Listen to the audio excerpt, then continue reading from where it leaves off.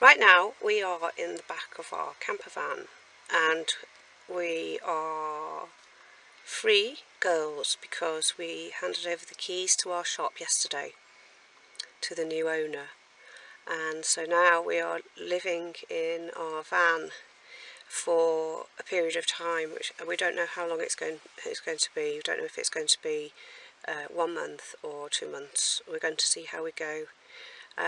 We're going to catch a boat to Valencia on Tuesday and go down the south of Spain for a holiday, which we really need, because we haven't, even though we've lived in Ibiza for 12 years, well, I've lived in Ibiza for 14 years, it hasn't felt like we've been on holiday at all. And this summer we've been really busy, working really hard to sell the shop and to pack up and finish all of our business in Ibiza. And we have only been to the beach 2 times. Well, it's 3 times now because of today, all summer. So we really need a holiday. We really need a stress-free period. I'm not too sure we're going to get that living in a camper van. It is a little bit stressful, but it's also very enjoyable. Well, so far it has been. We're camped out in the woods at the moment, next to what is an almost deserted beach. I'll just do a little quick spin around.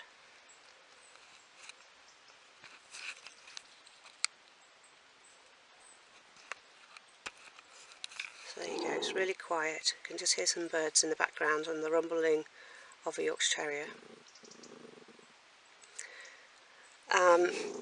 For those of you who don't know, we sold our shop because in Spain they have adopted an EU law that says that homeschooling is illegal, and Lottie needs to be homeschooled because of little quirks in her character, and that mean that if she's taught in a formal way, in a formal environment, if she knows she's being taught, then she will resist the lesson, and she won't learn anything, and she'll cause disruption in the class.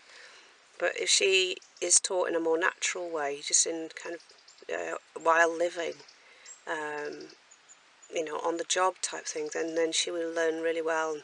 And so far, since she knew that we cut ties with the school completely, since she knew that she was never going to have to go back to that very stressful environment where she was bullied horribly, where she didn't learn anything, and where I was constantly questioned about why she was like this, why she was like that. It was extremely stressful and very upsetting for both of us. Since she knew that we'd completely cut ties with the school, she stopped biting her fingernails, which she'd bitten the whole time she was at school, and she hardly had any nail bed left. She stopped growing them and biting them, and they've grown back really well. And she no longer needs medication to control her behaviour, which is amazing. She was on ADHD medication for 7 years so that she could be tolerable in the classroom, so that the teachers and the other pupils could tolerate her. But she hasn't had any tablets for about 2 months now. So we're really happy. It's all good so far. We have the police on our back though. The social workers and the police have been phoning, wanting to find out if we're definitely leaving Ibiza, because they think that we're going to be camping in the woods forever. They think that I've sold my shop so that we can live in a camper van and park up somewhere in the woods in Ibiza, and that we're not really going to go back to England. So that's why we're having to rush to leave Ibiza, so that we can get away from these people and finally be free of them. It's a little bit like The Sound of Music, you know, when the Von Trapp family have to get away from the Nazis. So anyway, we're going on Tuesday and we will finally be free. It's kind of sad as well. Can you stay still, please?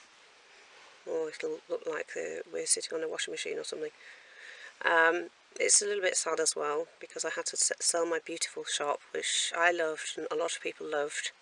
It's broken quite a few people's hearts to sell my lovely vintage shop in the heart of a village, and it's sad to have to sell something that you've worked so hard to build up.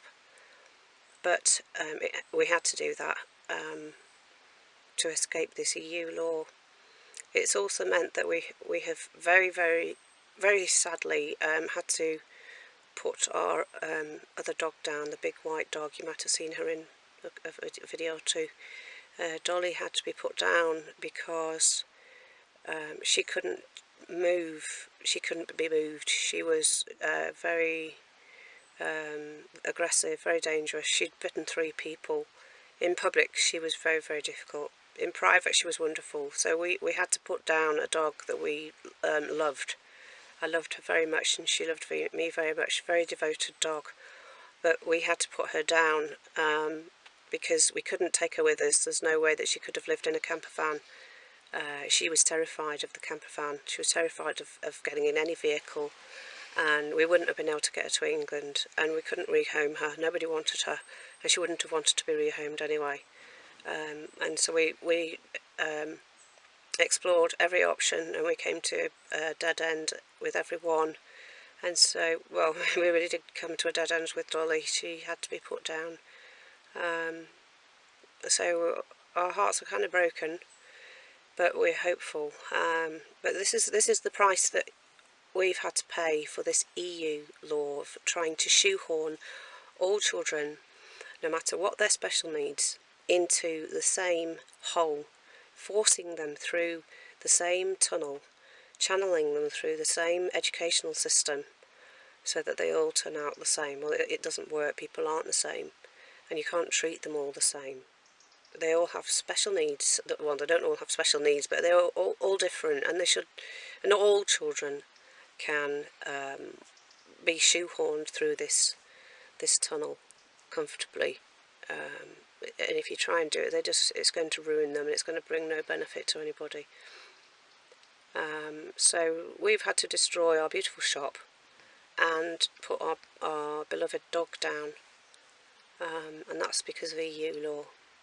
So anyway, we are looking forward to the future. We're hopeful for the future. It's exciting, although it's sad, but it's also exciting.